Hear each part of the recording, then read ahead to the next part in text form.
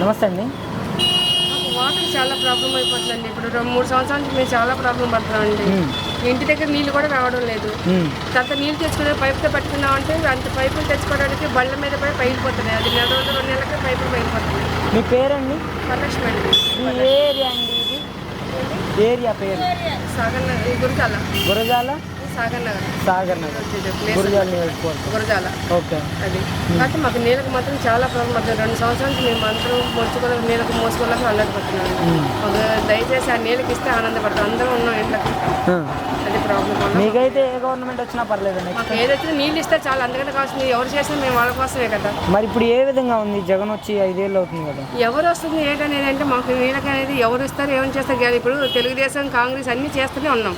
దానివల్ల మాకు ఏం లేదు. పోయిన సంవత్సరాలుగా ఇప్పుడు 4 సంవత్సరాల నుంచి ఇబ్బంది పడుతున్నాం. ఏం లేదు. మాకు ఏంటంటే మాకు హెల్పింగ్ ఎవరు ఇస్తారో ఎలక్షన్కి వచ్చేసరికి మాకు నీళ్ళు పైపు కనుక వస్తే కనుక ఎవరు వేస్తే వాళ్ళు కంపల్సరీగా మేము అందరం ఇక్కడ 100 మంది ఉన్నాం. 100 మంది మేము పైపు మేము అట్టేస్తాం.